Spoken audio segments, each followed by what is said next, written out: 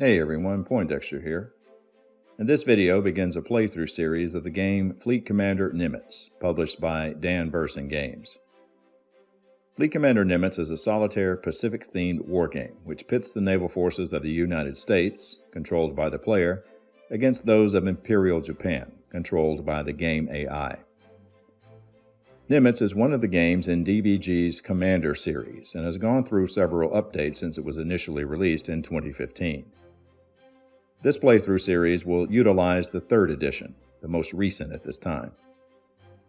We'll also be playing with the Adversary Admiral Yamamoto expansion, which combines the naval forces of Japan into concentrated fleets, which are moved around the game map.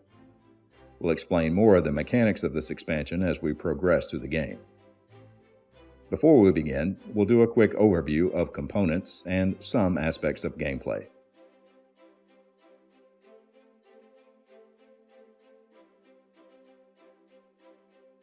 Fleet Commander Nimitz tasks the player with leading the naval forces of the United States against Imperial Japan in a battle of supremacy in the Pacific during World War II.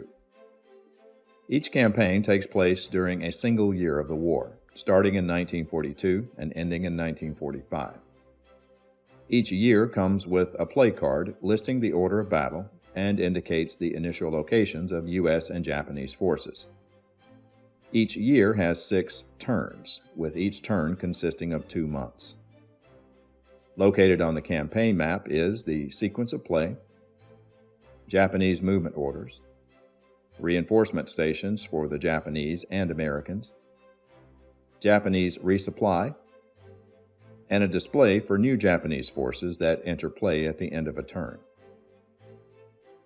The largest portion of the campaign map is taken up by a display of the Pacific, where you will move both American and Japanese forces. The map names all the areas that can be attacked or defended. The lines connecting these areas serve 2 purposes. For the Japanese, they are tracks that their forces could utilize as they advance or retreat, depending on the order given. For the Americans, they are used to indicate supply lines, which you will need to protect to keep your forces from being cut off. The forces for both sides are made up of 3 main types: ships, infantry, and aircraft. First, we'll examine a typical ship counter. This one is a U.S. Navy cruiser group. This is the campaign year, which indicates that we would use this counter in the 1942 campaign. The number in brackets is the cost of the unit in supply points.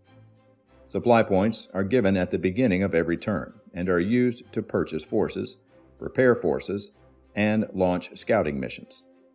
It is also used to determine hits in battles.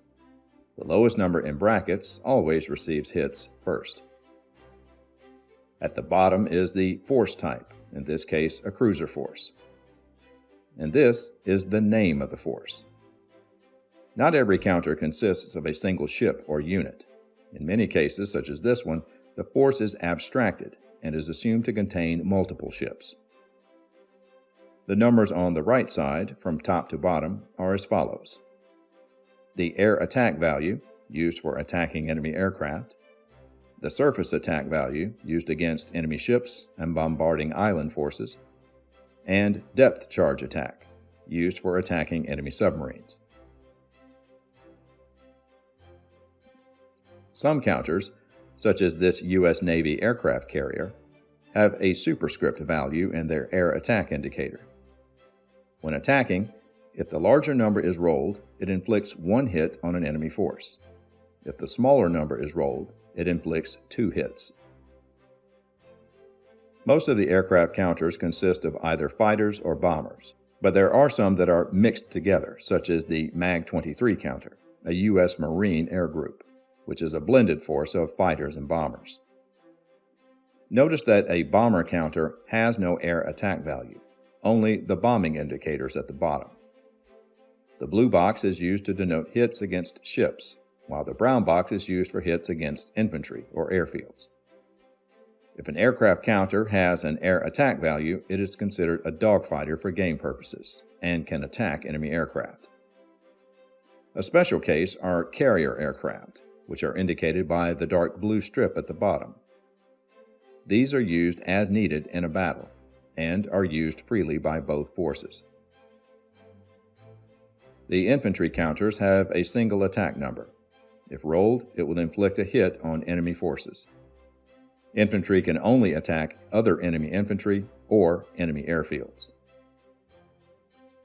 All counters have a full-strength side and a reduced side, with appropriate adjustments in attack strength.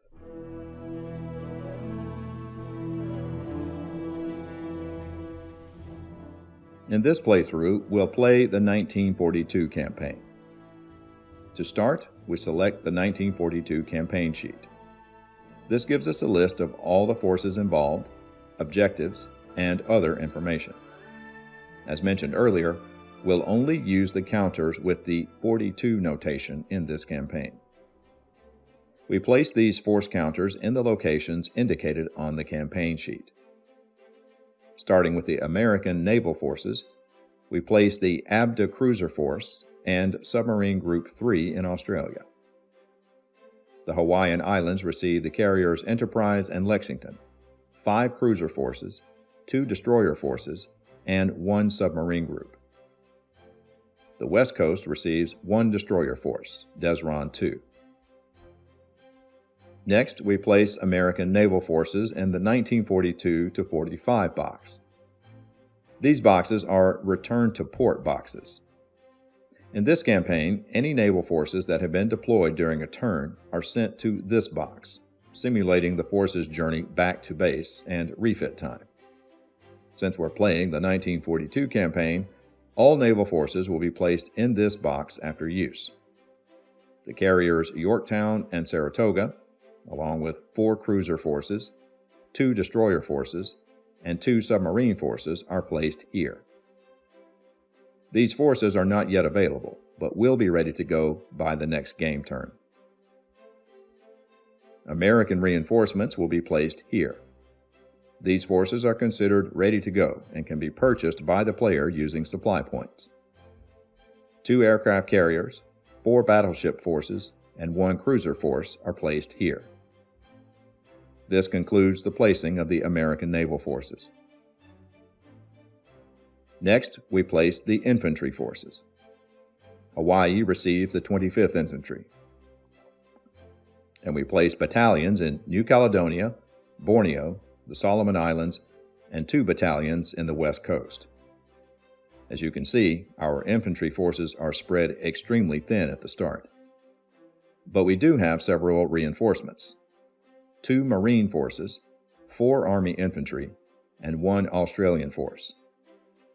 Australian forces, noted by the Aussie flag here, can only operate in Australian-controlled areas, noted as such on the campaign map, and cannot move out of these areas. Finally, we place our land-based aircraft. A bomber and fighter group go to Alaska. Australia receives a bomb group. Midway receives a mixed force Marine air group. We place an Australian fighter and bomber group in New Guinea. Hawaii starts with 3 different air groups, and Samoa receives another Marine air group. We have several groups as reinforcements, most of them bomber groups.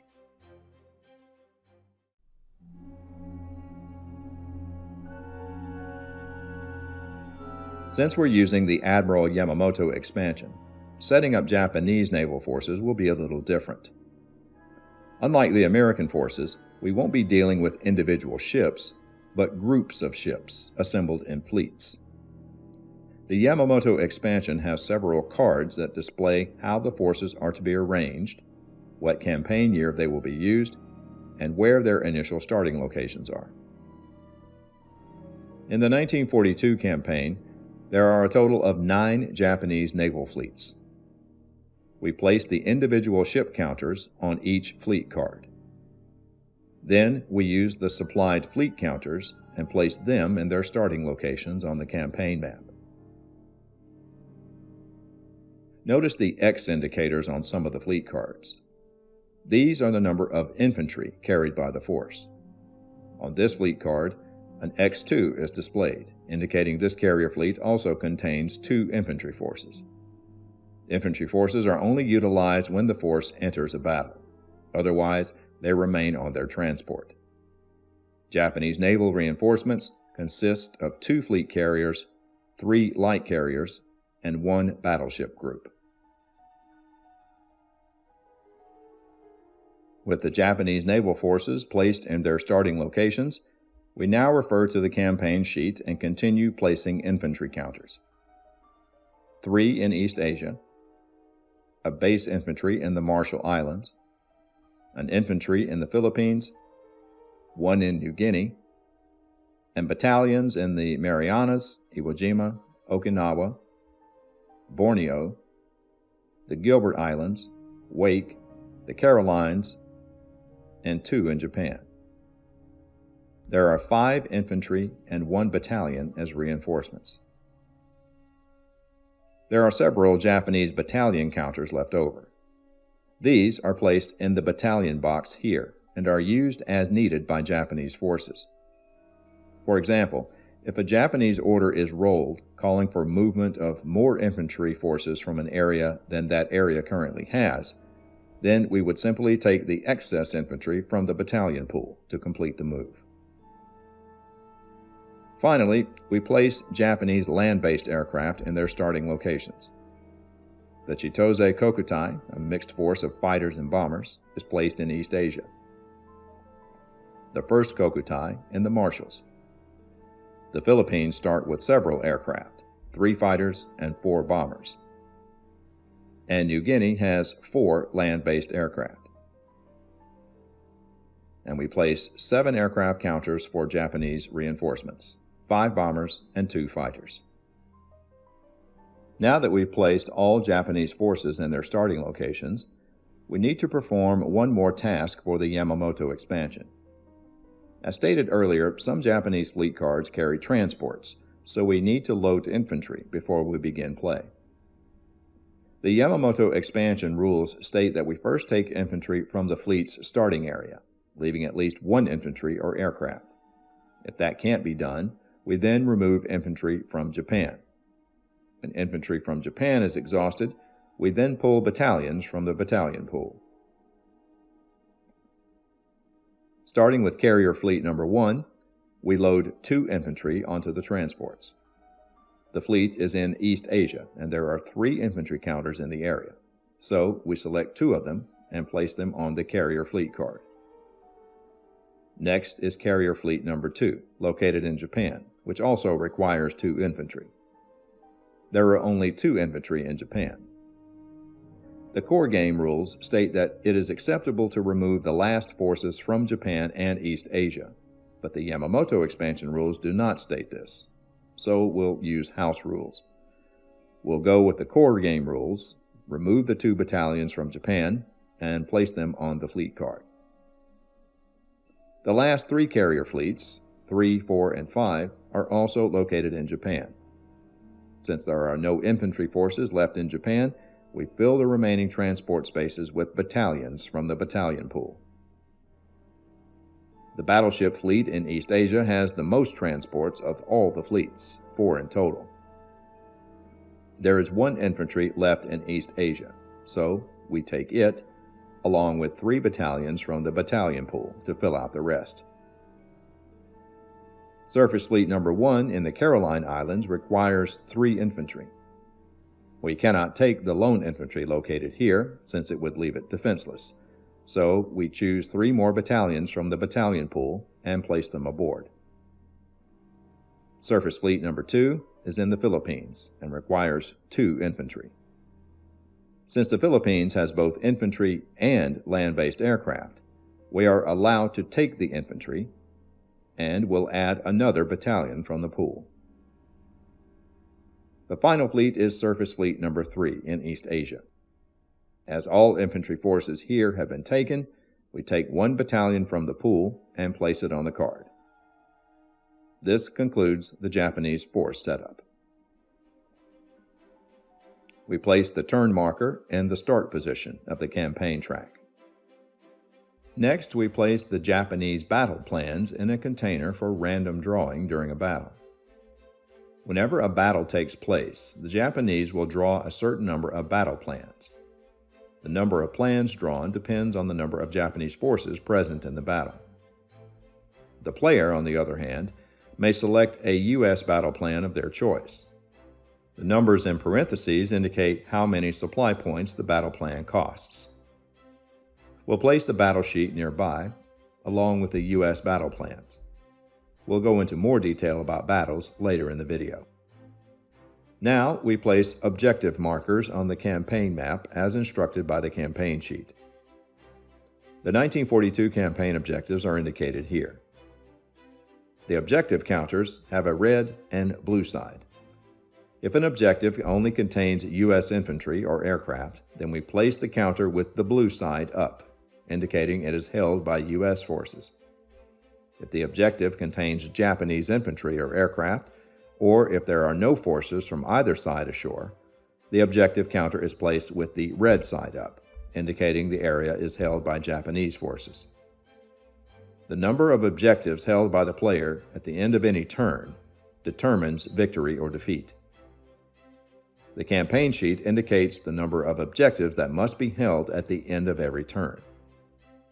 In the 1942 campaign, if the player holds 3 objectives or less at the end of any turn, then they are relieved as fleet commander and immediately lose the game. Finally, we placed the Japanese supply counter in the 0 starting position. This will be adjusted during the Japanese orders phase, depending on the order. This concludes the campaign setup. Now, let's get started.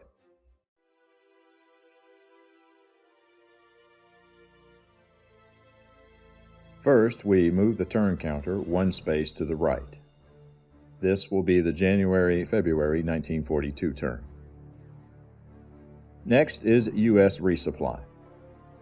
The top of the campaign sheet states that we receive 21 supply points every turn. We place the number of supply point counters in the appropriate box on the campaign map, next to the West Coast. As stated earlier, supply points are used to purchase forces, scouts, battle plans, and repair forces. You are not required to use all supply points in a turn. You can save points for later turns if you wish. On the first turn, the Japanese have the advantage in practically every department. Our land forces, especially in objective areas, are thin. Midway is in a direct path to Hawaii. If the Japanese forces land in Hawaii and we are unable to destroy them by the end of the campaign turn, we automatically lose the game, so protecting Hawaii will be a priority. The Solomons are also a concern, because if the Japanese move in this direction, we may be cut off from Australia and lose part of our supply line. Our strategy, therefore, will be to build up what we can and defend against the rest. The Americans have 2 fleet carriers ready to go, with a good selection of support ships. We also have good reinforcements to draw from. We'll purchase another carrier, the Hornet, which costs 5 supply points. This gives us 3 fleet carriers to use this turn, if we wish to. U.S. forces purchased by the player enter play on the West Coast, so we place the Hornet here. We have 16 supply points left. We need more infantry and aircraft to beef up our defenses, so we'll purchase a couple of Aussie forces, a mixed bomber group costing 2 points, and an infantry which costs 1 point. This leaves us with 13 points. Australian forces purchased by the player enter play in Australia. We also purchased the 1st Marines, an Army group, and Marine Air Group 23, a mixed force of bombers and fighters. And for our final purchase, we'll spend 3 points for a battleship force, the Colorado and Maryland. We have 5 points left over, and we'll use some of these points for scouting, which is next on our sequence of play. Usually, the player moves his U.S. forces before the Japanese, but scouting allows you to see which orders Japanese forces will perform before the U.S. movement sequence. There are a total of 4 scouting counters in the game, and scouting is limited by the number of counters, so the player can place a maximum of 4 scouting counters. In the core game, scouting an area involves the Japanese moving ships, infantry, and aircraft. But the Yamamoto expansion changes this rule. In the expansion, each scouting counter is used to scout a fleet or the infantry aircraft in an area. The player determines which of the two will be scouted. We'll spend 3 points and place 3 scouts on the largest of the Japanese fleets, which are carrier fleets 3, 4, and 5, all located in Japan. Before we begin rolling for Japanese orders, make note of the modifiers present on the Japanese resupply chart. In 1942, we add a +2 modifier to each Japanese order's dice roll. Also, we don't adjust the resupply counter during scouting rolls. Now we begin rolling for our scouted fleets. First is carrier fleet number 3. It's a 4, modified to 6, which is a refit order. A refit moves forces to Japan, but since carrier fleet 3 is already there, the fleet doesn't move. We flip the scouting counter over to its transit side, indicating this force has been scouted. Next is carrier fleet number 4. We roll a 13, which is modified to 15, a reinforce order. The fleet will move to an objective that has Japanese forces ashore, at least 1 infantry or land-based aircraft. There are 2 objectives with Japanese forces present, New Guinea and the Gilbert Islands. The fleet moves to the objective with the least Japanese forces, so Carrier Fleet 4 moves to the Gilberts. Lastly is Carrier Fleet number 5. It's a 10, modified to 12, which is south. The fleet moves 1 area closer to Australia, which is Iwo Jima. With all scouting missions complete, we proceed to the movement step, beginning with U.S. movement. U.S. forces are free to move to any area except Japan and East Asia.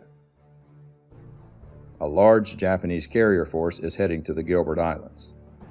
This could be dangerous, because when the fleet arrives, it will be 1 move away from Hawaii. Japanese carrier fleet number 4 consists of 2 fleet carriers, 1 light carrier, a battleship, destroyer group, and a transport. We could mount a similar force to combat them, but Carrier Fleet 4 has moved to an area where they can't unload their infantry, since that is only done if there is a battle. If we do attack this fleet, then the Japanese will certainly unload their forces here. The risk is that this fleet could threaten Hawaii next turn, but we'll take the chance and avoid engaging them for now. Instead, we'll focus on reinforcing New Guinea. We'll send a cruiser and destroyer force, along with the Abda cruiser in Australia. We'll send RAAF B-Flight from Australia and the 18th Fighter Group from Hawaii. A quick note about land-based aircraft. The campaign map displays how many aircraft can operate in an area. New Guinea shows 8, so the player can place a maximum of 8 aircraft counters here. The Japanese, however, have no limit. We'll also load up the 1st Australian Infantry. When moving an infantry from one area to another, place the infantry on a transport marker to show that the infantry is not yet ashore. You can place as many infantry on a transport as you like. We'll throw in a battalion from the West Coast for good measure. We'll send Submarine Group 3 to the submarine raiding box. This will apply a -3 modifier to the Japanese reinforcement roll later in the sequence. Midway needs reinforcement, so we'll send MAG 21 to the island, which maxes out the air forces allowed here. We'll send the carrier Lexington, 2 cruiser forces, and a destroyer force to the Solomons, as well as a transport with the 1st Marines and an Army infantry, in case the Japanese make a move in this direction. We'll also send the 19th Bomb Group from Australia and the 11th Bomb Group from Hawaii. We'll move our purchased forces from the West Coast to Hawaii in preparation for the next game turn. This completes the U.S. movement step.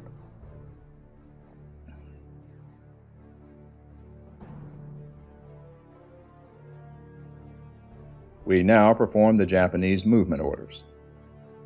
We begin the order sequence starting with the area that has the least Japanese forces, and only forces that have not moved this turn.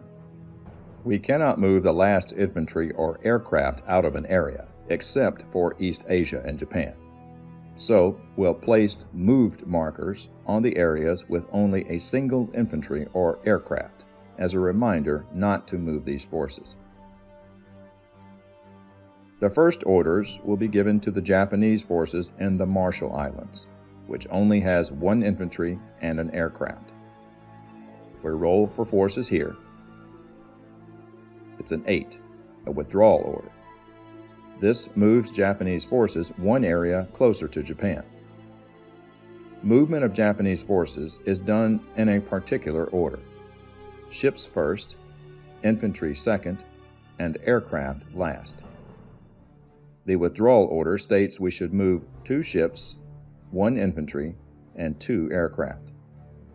There are no ships in the Marshalls, so the infantry gets the priority. We move the 6th base force to the Caroline Islands, which is closer to Japan. The 1st Kokutai remains in the Marshalls, since we cannot move the last Japanese infantry or aircraft out of this area. We also move the Japanese resupply counter 1 space to the right. This concludes Japanese movement for this area. We have 2 possible choices for our next order. Carrier Fleet Number 2 in Japan and New Guinea both have a total of 5 forces. Choosing at random, the forces in New Guinea will be next. It's a refit order. Some of the forces will return to Japan. There are no ships in the area, so we ignore this part of the order. There is only 1 infantry, and since there are U.S. forces ashore, we cannot move it. However, we can move 3 of the 4 aircraft here. So we'll randomly choose 3 aircraft and move them to Japan. We also move the resupply counter up 2 spaces. There is 1 more aircraft in New Guinea to roll orders for. It's a hold order. The aircraft remains in New Guinea, and we've completed the orders for this area. With a hold order, we move the resupply marker up 4 spaces to number 7. In this position, we now add a +2 modifier to the next Japanese orders dice roll, which will be for Carrier Fleet 2.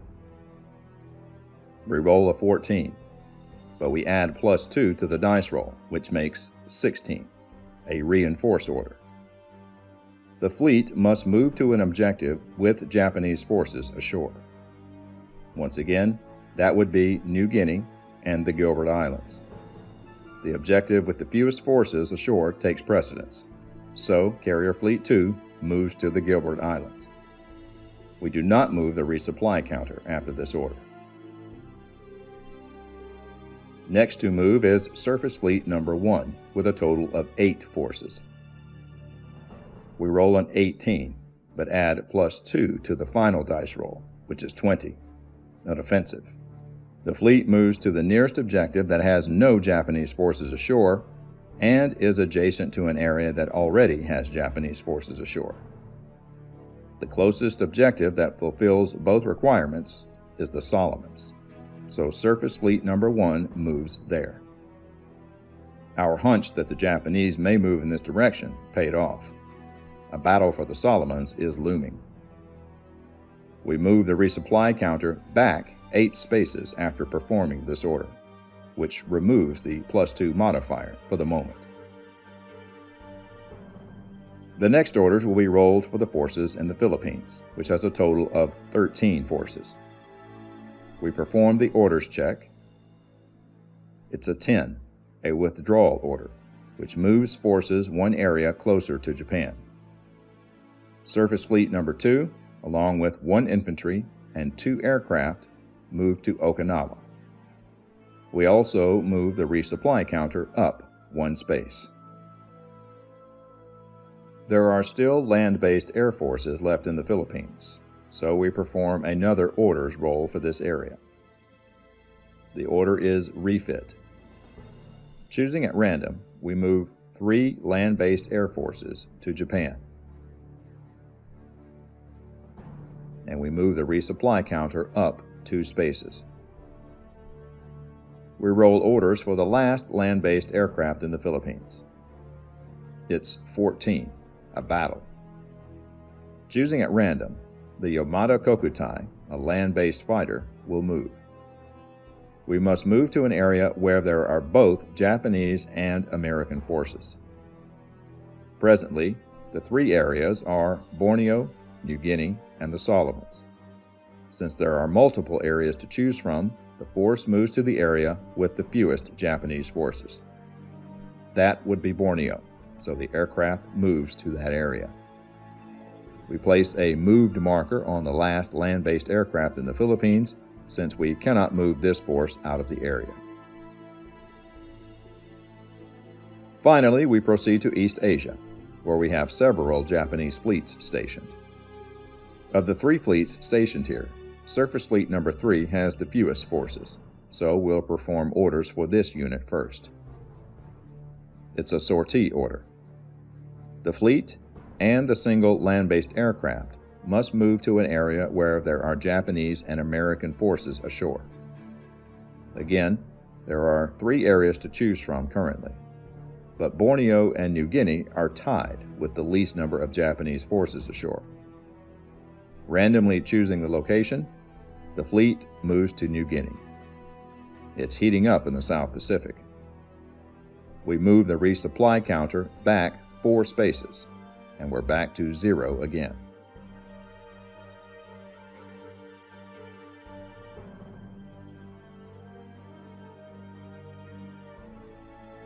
We now roll orders for Carrier Fleet Number 1. It's a withdrawal order, and the fleet moves 1 area closer to Japan, which is Japan itself. We advance the resupply counter up 1 space as well. The last orders to perform is for Battleship Fleet Number 1, and it's a reinforce order. The force moves to an objective with Japanese forces ashore. Of the 2 objectives that can receive this order, the Gilbert Islands has the fewest forces ashore, so the fleet moves to the Gilberts.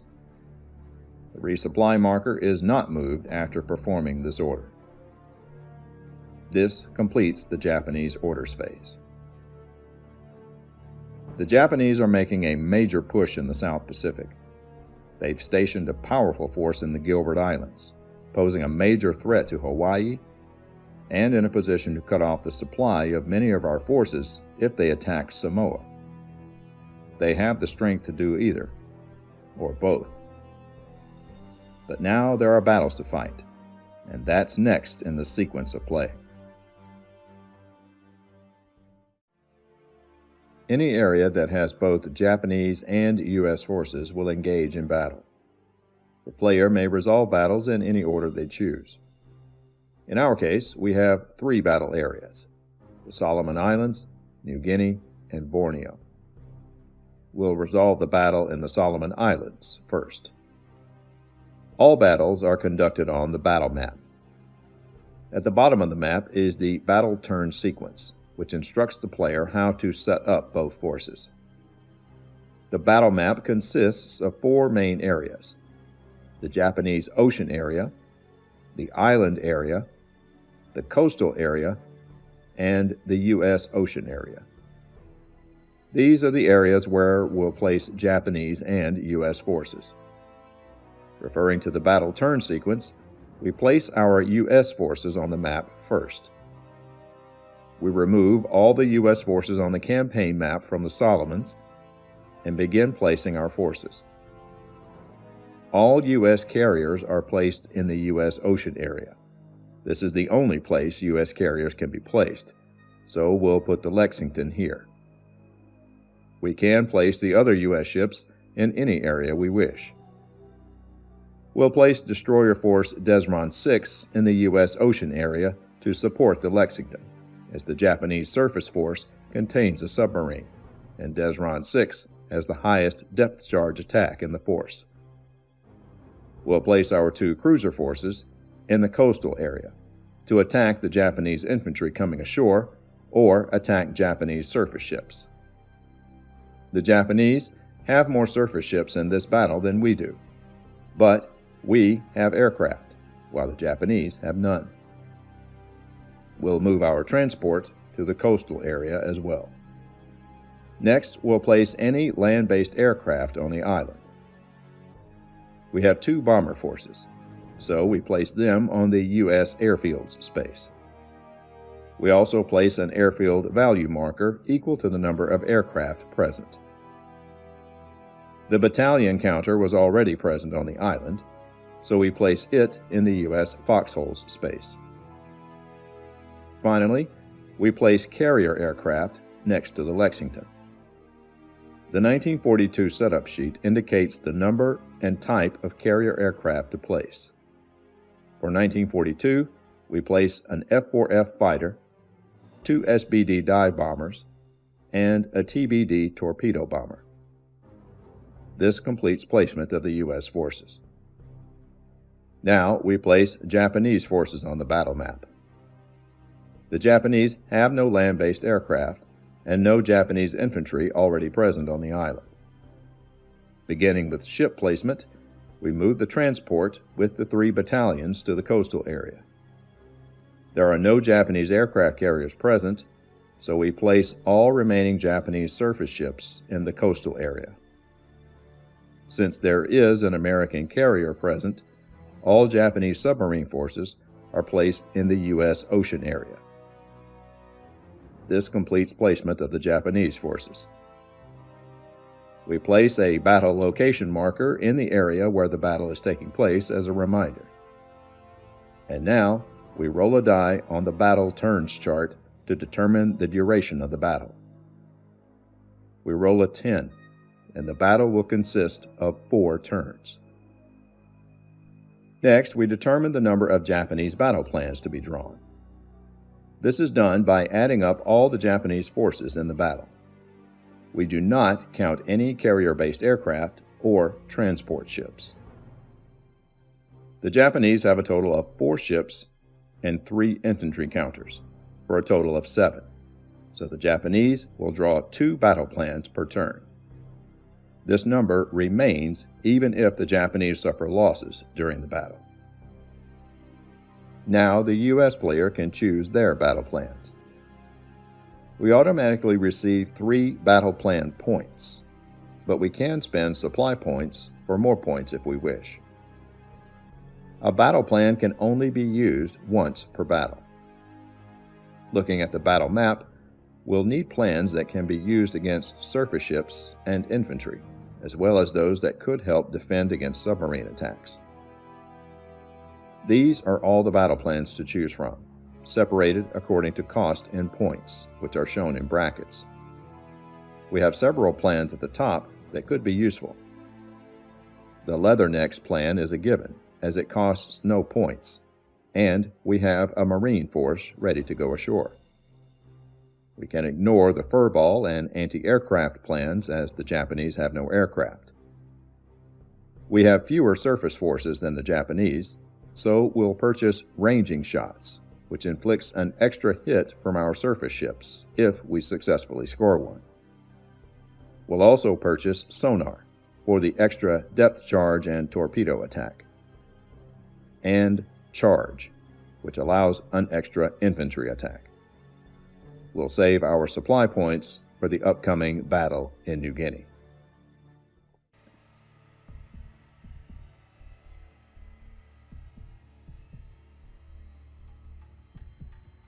The first step in the combat sequence of play is selecting Japanese battle plans. The number of battle plans to draw was determined in the earlier setup phase and is noted by the marker here. We've already placed all Japanese battle plans in a container and will now randomly select 2 of them. The first plan is Screening Ship, which stops the first hit on a Japanese aircraft carrier. However, the Japanese have no carriers in this battle, so the plan has no effect. The second battle plan is Attack Plan. This plan is more effective, as it adds +1 to all Japanese attack rolls. The next combat step is moving U.S. aircraft. The player is free to move their aircraft to any area on the battle map. We have an entire carrier air group and 2 land-based bomber groups. With no enemy aircraft to deal with, we'll send the entire force, including fighters, to the Japanese coastal area, where all their ships are located. The land-based bombers and carrier fighters have little chance of scoring hits with their low ship attack values, but we could get lucky. We skip the next 2 steps, as the Japanese have no bombers or fighters in this battle. Now, it's time to engage in combat, starting with dogfights. Again, the Japanese have no aircraft, so we proceed to the next segment, which is AAA. The Japanese ships in the coastal area will now fire their AA at our attacking aircraft. We have 6 aircraft against 4 ships, so all ships will be able to fire. If we had fewer aircraft, for example, only 3, then 3 ships would be able to fire. In other words, the number of attacking aircraft determines the number of ships that can fire AA. Due to the Japanese drawing the Attack Plan battle plan, we'll add +1 to the AAA attack rolls. All the Japanese surface ships have an air attack value of 2, but the attack plan increases that to 3, so the AAA will hit on a roll of 3 or less. We roll 1 die for each ship, and Destroyer Group 5 scores a hit. We apply the hit to the aircraft with the lowest value in brackets. This means we have a choice of the 2 land-based bombers, the F-4F carrier fighter, or the TBD carrier bomber. We'll apply the hit to the F-4F fighter since its ship attack value is low and there are no enemy aircraft in the battle. This completes the AAA step. The next segment is bomb runs, and now our aircraft can perform their attacks. Our aircraft will use the ship attack values in the blue box, so we'll need to roll the indicated number or less to score a hit. The land-based B-17s attack first and will hit on a roll of 1. But both bombers miss. Next is the F-4F carrier fighter, but he also misses. Finally, the 3 carrier bombers attack the Japanese force and score 2 hits. All Japanese ships in the battle have a hit rating of 2 in brackets, so we are free to choose any ship in the force. When applying hits to Japanese forces, we must allocate a second hit to destroy one force before applying damage to a second, so the 2 hits will be applied to one of the Japanese surface forces, which will destroy it. We'll choose one of the cruisers since they have the higher surface attack value. We now perform the torpedo segment. The Japanese have a submarine force in the U.S. ocean area. The sub will score a hit on a 3 or less, but we add +1 because of the attack plan battle plan. The submarine misses on a roll of 9. Next is depth charges, and it's our turn to attack the submarine. Since we have more ships than submarines in the area, we roll for the ship with the highest depth charge value, which is Desron 6. The force needs to roll a 3 or less to score a hit, and the destroyers miss on a roll of 10. We'll use the sonar attack plan to re-roll for another depth charge attack, but the destroyers miss again, on a 7. Naval guns is the next combat segment. Naval forces in the coastal area will now slug it out on the surface. We'll roll for the Japanese ships first. We add +1 to the surface attack die rolls due to the attack plan battle plan. The cruiser force fires first, which hits on a modified 5, and just misses on a 6. The destroyers fire next. Destroyer Group 5 scores a hit, but the second force misses. Now, we roll for the U.S. surface forces. Both cruiser forces score hits on rolls of 4 or less. And the New Orleans-Minneapolis cruiser force manages to score a hit. Japanese and U.S. forces have both scored hits. We apply these hits to any legal targets, starting with the lowest value first. For the Japanese, this would be the U.S. battalion located on the island, with a value of 0. For the U.S. forces, we apply hit to one of the Japanese surface ships. Since all the ships have the same value of 2, we'll apply the hit to the cruiser force since it is the strongest surface ship located here. This concludes the naval gun segment. The next segment is infantry, but since the U.S. battalion is the only infantry on the island this turn, we ignore this step and move to the infantry advance step.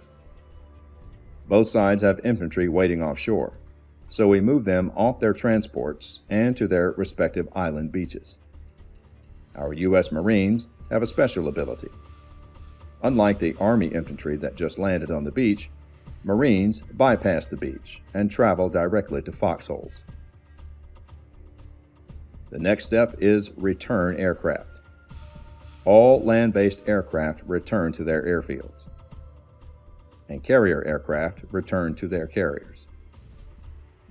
We inflict any airfield losses in the next step, but we did not suffer any airfield hits this turn, so we proceed to the last step, advance battle turn counter. This ends our first combat turn, and we're ready to begin the next one. We begin the second combat turn by drawing 2 Japanese battle plans. The first plan is First Light, but this plan is only useful if Japan has aircraft carriers, which they do not in this battle, so the plan has no effect. The second plan is Submarine Warfare, and this one is dangerous. The Japanese submarine will add +4 to its attack value roll, plus we add a superior value of 2. If the superior value is rolled during the attack, then the submarine scores 2 hits instead of 1. The next step is Move U.S. Aircraft. We'll move our carrier aircraft to the coastal area to attack the Japanese ships, and our 2 land-based bombers to the island to attack the Japanese battalions that have just landed. We skip the movement of Japanese bombers and fighters, since there are none, and proceed to combat and the AAA segment. Japanese surface ships fire at our attacking aircraft. The cruiser force scores a hit, but the 2 destroyer forces miss. We apply the hit to the F-4F carrier fighter, destroying it. Bomb runs are next. Our carrier aircraft launch their attacks on the Japanese ships and score 2 hits. We apply 1 hit to the damaged cruiser force, which destroys it. The second to one of the destroyer forces. Our 2 bomb groups attack next, and the 19th bomb group scores a hit. We apply the hit to one of the Japanese battalions, which damages it. Next is the torpedo segment, and it's not looking good for the U.S. forces here. The Japanese use the submarine warfare battle plan, which increases the base attack by 4. The submarine will hit on a roll of 7 or less, and the sub does indeed roll a 7. We apply the hit to the lowest value target, which unfortunately is Lexington. We then discard the battle plan. The escorting destroyers get their chance for revenge in the depth charge segment and must roll a 3 or lower to hit, but miss on a roll of 9. The Naval Guns segment is next. We'll roll for the 2 remaining Japanese destroyer forces first, and Destroyer Group 4 manages to land a hit. The U.S. cruisers attack next, and the New Orleans Minneapolis score a hit. We apply the Japanese hit to the lowest value target on the map in either the coastal area or the island. In this case, the damaged American battalion on the island has the lowest value, so we will apply the hit to this force. But we have the Leathernecks battle plan, which we will play, stopping the hit on the island. We apply the U.S. hit to the lowest value in either area, which would be the damaged Japanese battalion on the beach. The single hit destroys the force. Since our surface force scored a hit, we'll play the ranging shots battle plan, which adds another hit, damaging a second Japanese battalion. The final combat segment is infantry. Only infantry or battalions in foxholes can attack forces ashore. The damaged U.S. battalion cannot attack since it has an attack value of 0. The Marines, however, can attack and will hit on a roll of 5 or less, but misses on a 9. We'll play our last battle plan, charge, and roll for another attack. And it works.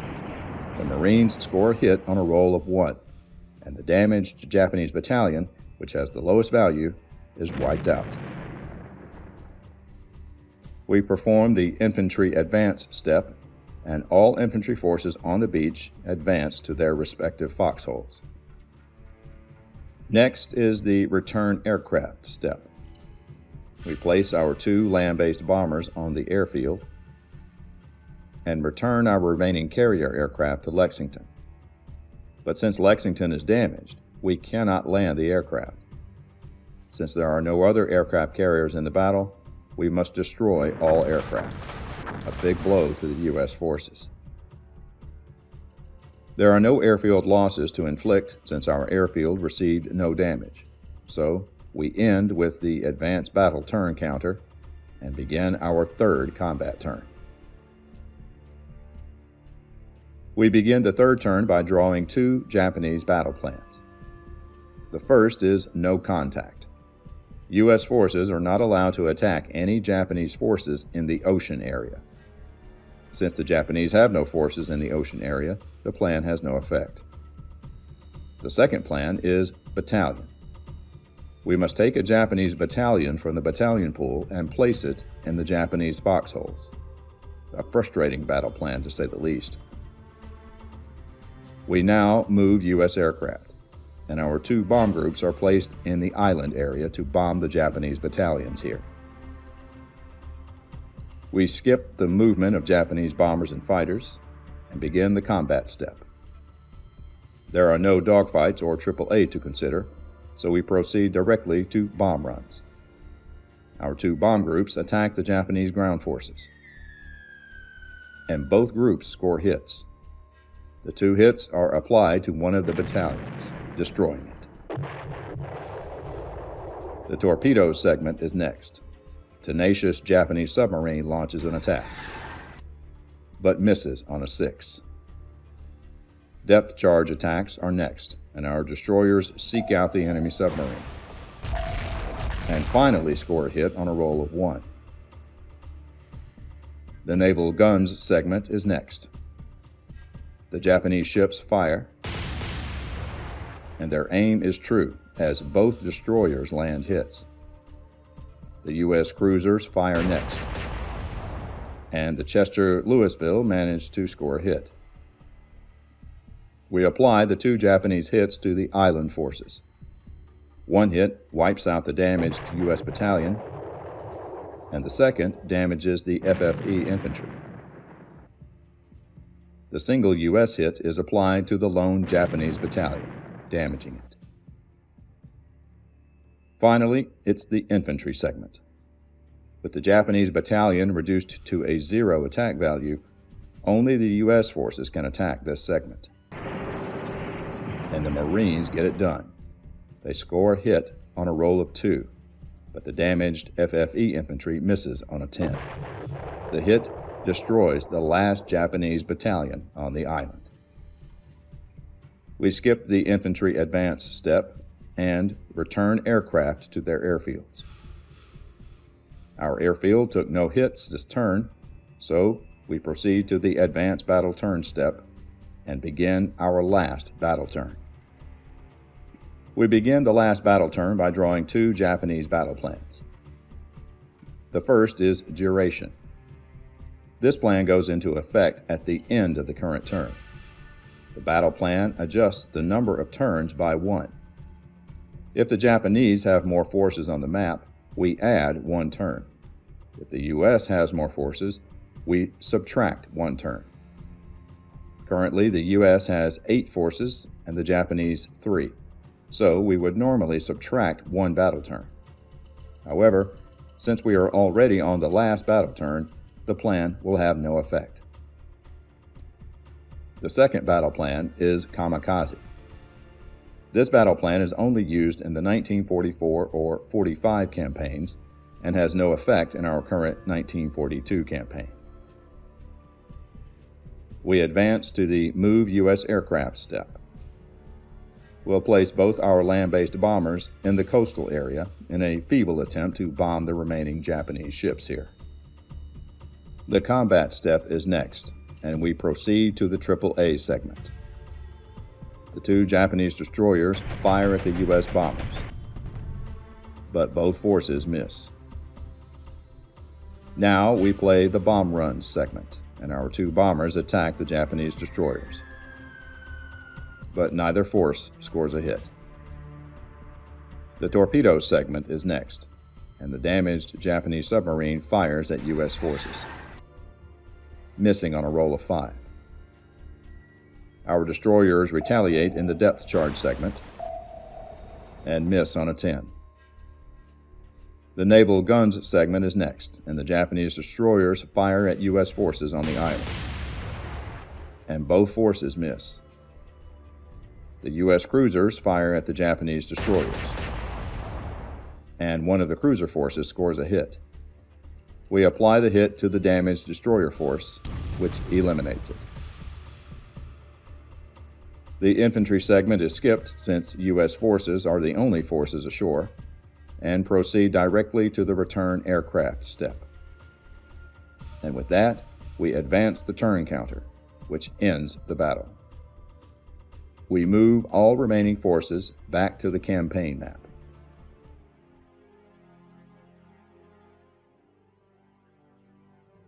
In the Yamamoto expansion, we return any damaged Japanese forces to the fleet card, flipping them to their undamaged side, and reducing the Japanese resupply counter by 1 position. We also return any destroyed battalions to the Japanese battalion pool for later use. The Battle of the Solomons is over, but we have another battle to fight in New Guinea. We begin the battle in New Guinea by moving the U.S. forces to the battle map.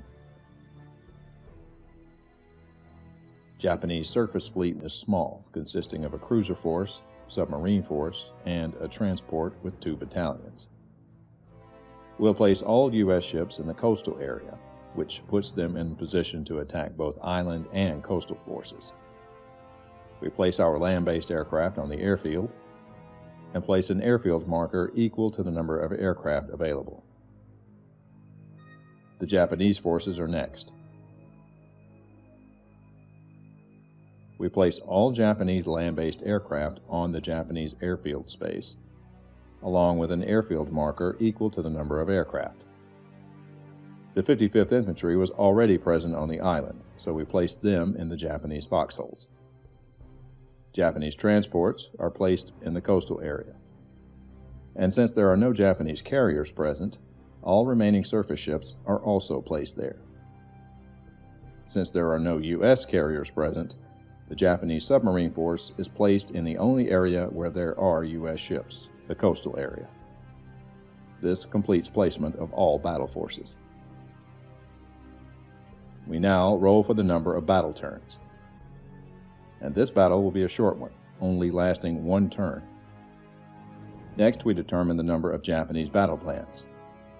The Japanese have a total of 7 forces on the map, so they will draw 2 battle plans. Finally, we'll purchase U.S. battle plans. We're given 3 battle points to use at the start. The Japanese have 2 bombers ashore, 1 a mixed force with a dogfight rating. We'll purchase the furball battle plan, which scores an extra hit in a dogfight. We'll also purchase ranging shots for the extra hit on a successful ship surface attack.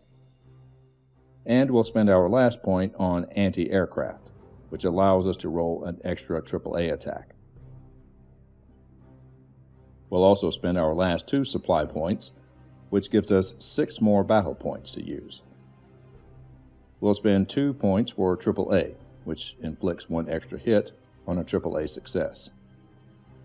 CBs, which stops 1 hit on an airfield, and barrel roll, which stops 1 hit on an aircraft. We're now ready to begin combat.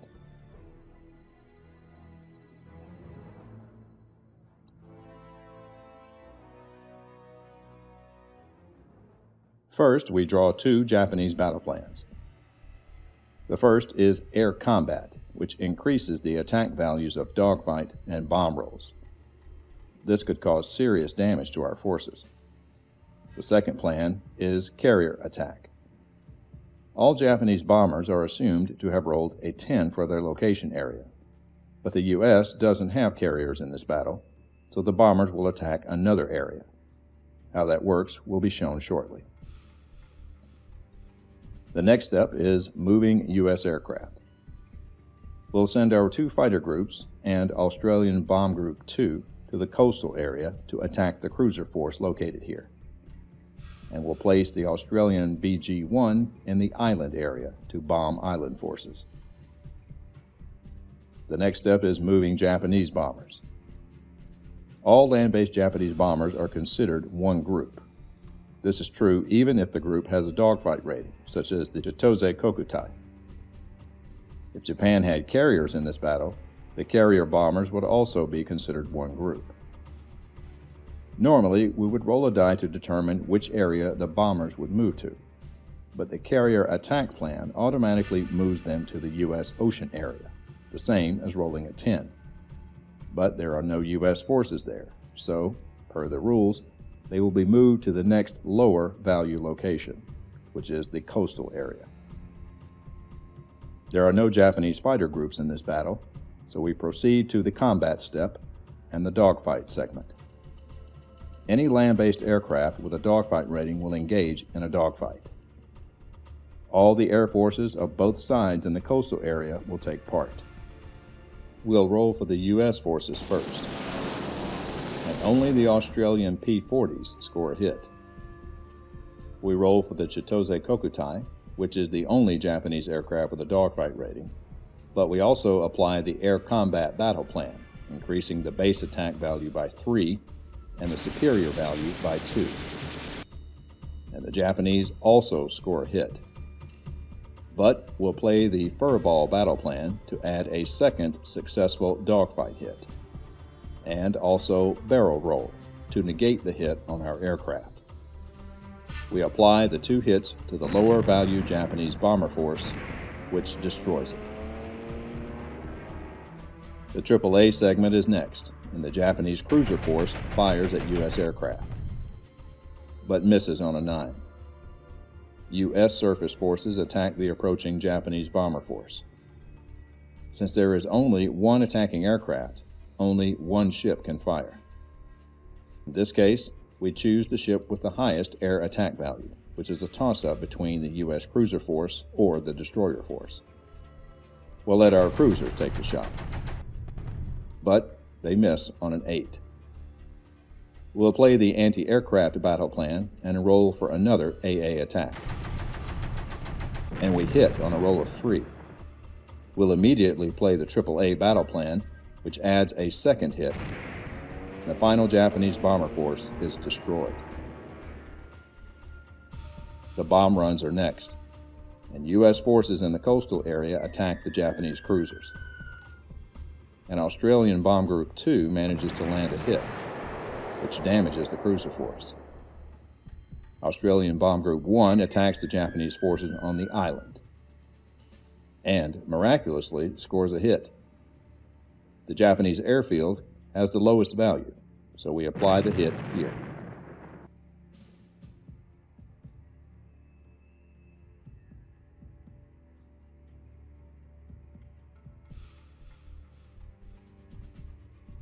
The torpedo segment is next, and the Japanese sub launches an attack, but misses on a 10. American destroyers retaliate in the depth charge segment.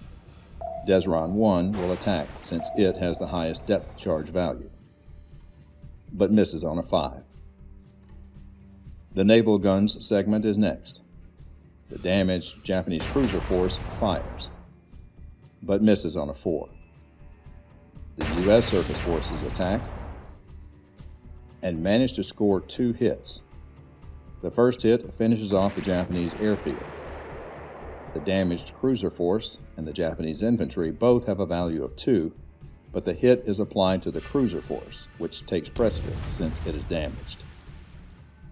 But we're not done yet. We'll also play the ranging shots battle plan, which adds a 3rd hit, which damages the Japanese infantry. The infantry segment is next, and the damaged 55th Infantry attacks the only target available on the island, which is the U.S. airfield, but misses on a 9. Combat is over, and we proceed to the infantry advance step. Japanese and U.S. forces land on their respective island beaches. Next, we return aircraft.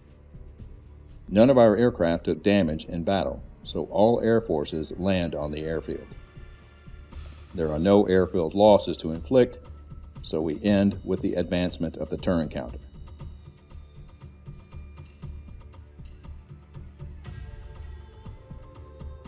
Now we turn our attention to the last battle in Borneo. Obviously, this battle will be quick, as there are very few forces here. We move the forces to the battle map and determine how many battle plans the Japanese will draw. The Japanese only have 2 forces, so they'll only draw 1 plan.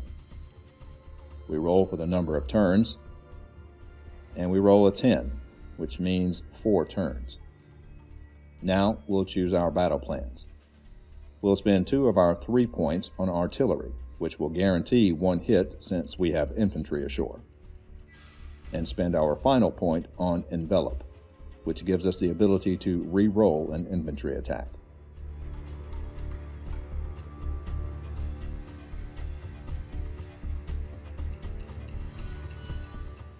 We begin combat by drawing a Japanese battle plan, and it's battalion, which places a Japanese battalion on the island and makes our job that much harder. We proceed to the move Japanese fighters step since there is a fighter force on the island. But Japanese fighters can only enter areas with other Japanese fighters or U.S. fighters. Since there are neither in this battle, the fighter force remains on the airfield and will not take part. We engage in combat and move directly to the infantry segment. This will be the only combat segment we can perform in this battle, so we'll move through the turns quickly. We roll for the Japanese battalion's attack, which hit on a roll of 1. And both forces miss. Instead of rolling for the U.S. attack, we'll play the artillery battle plan, which scores an automatic hit on one of the battalions. There is no other combat to perform, so we advance the turn counter and begin the next turn by drawing a Japanese battle plan. It's carrier attack, which has no effect since there are no ships in this battle. We perform the infantry segment, and the undamaged Japanese battalion attacks, and barely misses on a 2. The U.S. battalion attacks, and misses on a 7. We'll play the envelop battle plan and re-roll the attack, but it fails on a 5. We advance the turn counter and begin our third turn. We draw a Japanese battle plan, but it's first light, which has no effect. Our infantry go another round, and the Japanese battalion attacks, and misses on a 6. The U.S. battalion attacks next, and misses on a 9. We advance the turn counter for our final turn and draw the last Japanese battle plan, and it's air combat, which has no effect. We fight the last infantry battle, beginning with the Japanese, and they miss on a 6. The U.S. battalion attacks and misses on an 8. We advance the turn counter, ending the battle in Borneo. All battles are now complete. We return to the sequence of play and the Japanese reinforcement step. We roll a die on the new Japanese forces chart to determine if the Japanese receive any new ships, infantry, or aircraft. At the bottom of the table is a list of modifiers. At the top is +1 per resupply order. Looking at the Japanese resupply table, the marker is currently on the 0 space, which means we add nothing to the final die roll. The next modifier is -1 per damaged force. There are damaged infantry forces in New Guinea and Borneo, but these areas also have U.S. forces present, so this modifier will not be applied. The final modifier is more significant, -3 per submarine raider. We do have a submarine force in the raider box, so we'll apply a -3 modifier to the final die roll. We roll a 3. Subtracting 3 is 0, and according to the table, only 1 Japanese ship is activated from the Japanese reinforcement pool. We randomly choose one of the ship counters in the reinforcement area, and it's an escort carrier, the Unyo. In the core game, the reinforcement ship will be placed in Japan, but the Yamamoto expansion changes this. Here, reinforcements are placed on a random fleet card that has the same ship type. However, of the 2 fleets that took losses in battle, neither of them have a carrier slot. It would seem unwise to place the escort carrier with Surface Fleet 3, as it only has a submarine force. So we'll place it with Surface Fleet 1, which at least has a few surface forces left to protect it. The Japanese repair sequence is next, but thanks to the Yamamoto expansion, we've already repaired damaged Japanese ships, adjusting the Japanese resupply counter accordingly per the expansion rules. Now, we return to port. All ships in the return box are moved to Hawaii and are now available for the next campaign turn. U.S. ships that are on the campaign map are all placed in the 1942 to 45 return box. The U.S. supply step is next. We must determine if all areas where there are U.S. forces are in supply. We do this by tracing a line from the west coast to the area in question. If the line is uninterrupted, then the area is considered in supply. All areas under U.S. control are still supplied, including the contested area of New Guinea, which also has U.S. forces ashore. Finally is the U.S. defeat check. If there are only 3 areas under U.S. control, then we automatically lose the game. However, the campaign map shows we still control 6 objectives, which is in the historical range. So far, we are still a fleet commander. With that, we've reached the end of our first campaign turn. All things considered, it went quite well. We destroyed several Japanese surface ships and 2 bomber groups. The Japanese were only able to bring in a single ship reinforcement thanks to the efforts of our submarines. The U.S. lost 1 battalion, and Lexington was damaged by a submarine torpedo. Fortunately, she's still seaworthy and will be back in the fight later in the campaign. But the Japanese have a powerful force massing in the Gilbert Islands, and where they go next is anybody's guess. but we have many more ships available for the next campaign turn. Odds are the next 2 months are going to be much more active in the Pacific. Thanks for watching, and we'll see you in the next video of Fleet Commander Nimitz.